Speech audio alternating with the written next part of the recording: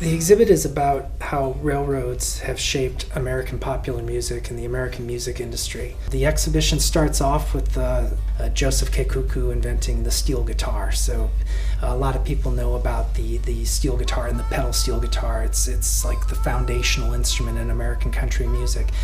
Joseph Kekuku, a native Hawaiian teenager, invented that instrument in the 1890s. There are a lot of stories about how he invented it.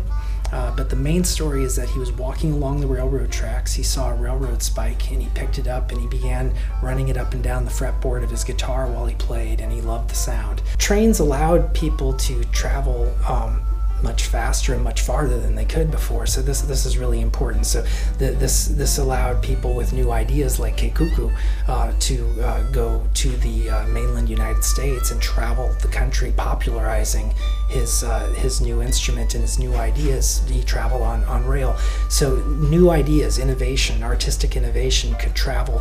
Artists could hear sounds that they never normally would have heard, and it's all because it was brought to them on trains. The people could travel great distances at great speeds that they couldn't before. So railroads played a big part in shaping blues and jazz, and in many different ways. So one of them is the legendary Chicago blues and jazz scenes.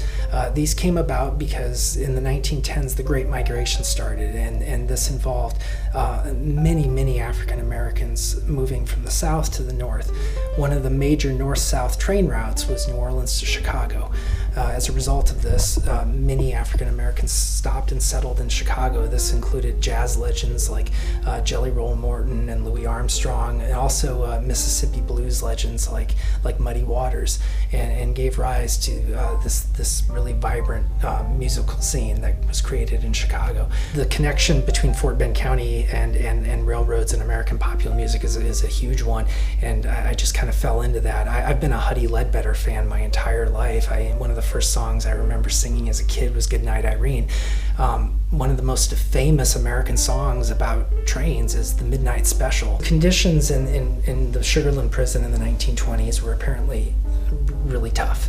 So there was a belief among the inmates that if the train that passed the prison just after midnight, if the light from that train shined on you, that you would be released either through pardon or death, and they believed either was preferable to remaining in prison in Sugarland.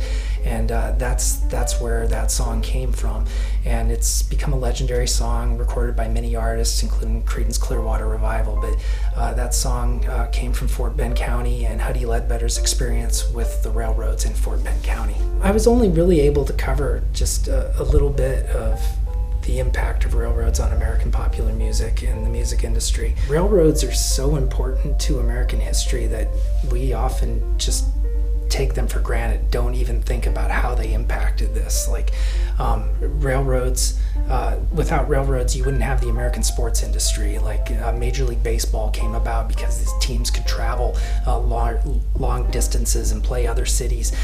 So there's so many aspects of American culture like popular music that railroads just wouldn't come to mind, but railroads really shaped the industry and the music that we have today.